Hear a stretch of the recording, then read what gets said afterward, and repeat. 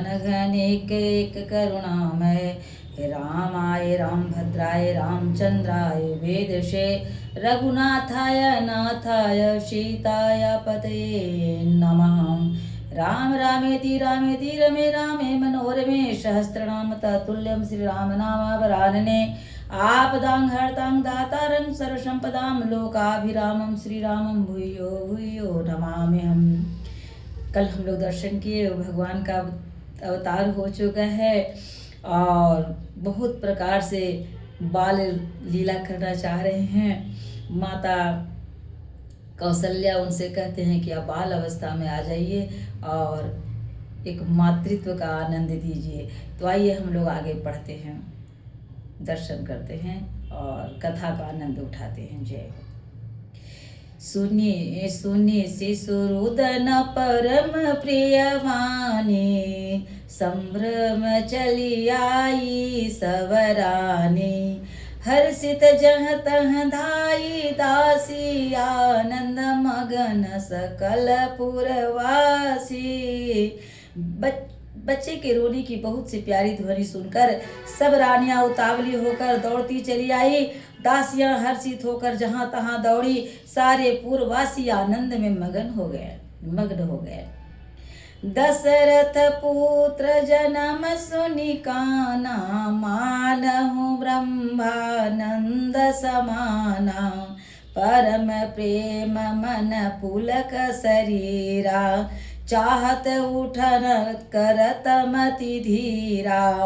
राजा दशरथ जी के पुत्र जन्म कानों से सुनकर मानो ब्रह्मानंद में समा गए। मन में अतिशय प्रेम है, शरीर पुलकित हो गया, आनंद में अधीर हुई। बुद्धि को धीरज देकर और प्रेम में शिथिल हुए शरीर को संभाल कर वे उठना चाहते हैं।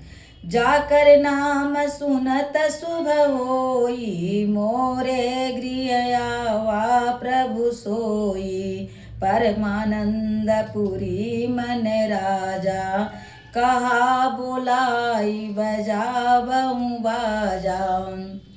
जिनका नाम सुनने से ही कल्याण होता है, वही प्रभु मेरे घर आए हैं। यह सोचकर राजा का मन परम आनंद से पूर्ण हो गया। उन्होंने बाजे वाले को बुलाकर कहा कि बाजा बजाओ।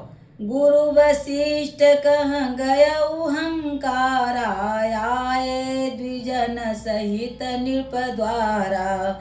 अनुपम बालक देखिने जाई, रूप राशि गुण कही न सिराई। गुरु वशिष्ठ के पास बुलावा गया। वे ब्राह्मण के साथ लिए राजद्वार आए। उन्होंने जाकर अनुपम बालक को देखा, जो रूप की राशि है और जिसके गुण कहने से समाप्त नहीं होते। नंदी मुख सराध करी, जात कर्म सब किन। हाटक धेनु वसन मणि विप्रण कह दिन।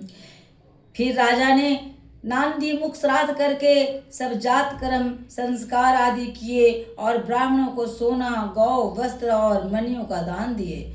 ध्वज पताक तोरण पुर छावा, कही न जाई जेहि भांति बनावा।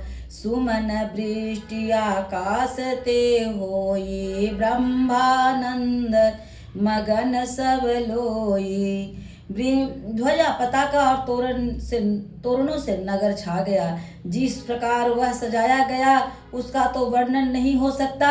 आकाश से फूलों की वर्षा हो रही है, सब लोग ब्रह्मानंद में मगन हैं। वृंद वृंद मिली चली लोग आई, सहज श्रृंगार किए उठी धाई। कनक कलश मंगल भरी थारा, गावत पैठही भूप दुआरा। स्त्रियां झुंड के झुंड मिलकर चली। स्वाभाविक श्रृंगार किए हो तो उठ दौड़ी, सोने का कलश लेकर और थालों में मंगल द्रव्य भरकर गाती हुई राजद्वार में प्रवेश करती हैं। करी आरती नेव छावर करही, बार बार शिशु चरणनि परही। मागध सुत बंदी गण गायक, पावन गुण गावही रघुनायक। वे आरती करके निछावर करती हैं, बार बार बच्चे के चरणों पर गिरती हैं। मागध सूत बंदी जन और गवये रघुकुल के स्वामी के पवित्र गुणों का गान करते हैं। सर्वश दान दिन सब काहू, जेहि पावा रखा नहीं ताऊ। मृग मद चंदन कुम कुम कीचा, मची सकल बीथिन बीच बीचा। राजा ने सब किसी को भरपूर दान दिया। जिसने पाया उसने भी नहीं रखा, लुटा दिया। नगर की सभी गलियों के बीच बीच में कस्तूरी, चंदन और केसर की कीच मच गई। गृह गृह बाज बधाव सुबह, प्रगटे सुषमा कंद। हरसवंत सब जहाँ तहाँ, नागर नारी नर वृंद। घर घर में मंगलमय बधावा बजने लगा, क्योंकि शोभा के मूल भगवान प्रकट हुए हैं। नगर की स्त्री पुरुष के झुंड जहाँ तहाँ आनंद मग्न हो रहे हैं। कैकेयी सुता सुमित्रा दो, सुंदर सुत जनमत भयो। वह सुख संपत्ति समय समाजा, कही न सकई सारद यही राजा। कैकेयी और सुमित्रा इन दोनों ने भी सुंदर पुत्रों को जन्म दिया। उस सुख संपत्ति समय और समाज का वर्णन सरस्वती और सर्पों के राजा शेष जी भी नहीं कर सकते। अवधपुरी सो है यही भांति, प्रभु मिलन आई जनु राति।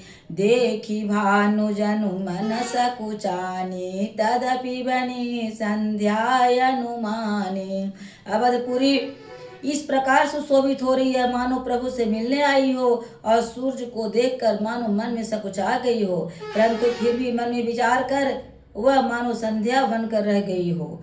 अगर धूप बहु जनु अंधियारी, उड़ैया वीर मनहु अरुणारी। मंदिर मनि समूह जनु तारा, नृपगृह कलश सो इंदु दारा। अगर की धूप बहुत सा धुआं मानो संध्या का अंधकार है, और जो अवीर उड़ रहा है उसकी लालाई है। महलों में मणियों की समूह वे मानो तारागण है। राजमहल जो कलश है वह मानो श्रेष्ठ चंद्रमा है। भवन वेद धुनि अति मृदु वाणी, जनु खग मुखर समय जनु सानी। कौतुक देखी पतंग भुलाना, एक मास ते जाता न जाना। राजभवन में जो अति कोमल वाणी से वेद ध्वनि हो रही है, वही मानो समय से समय अनुकूल सनी हुई पक्षियों की चहचहाहट है। वह कौतुक देखकर सूर्य भी अपने चाल भूल गए। 1 महीना उन्होंने जाता हुआ जाना, अर्थात उन्हें 1 महीना वहीं बीत गया। मास दिवस कर दिवस भाव, मर मन जाने कोई। रथ समेत रवि था के निशा कवन विधि होय।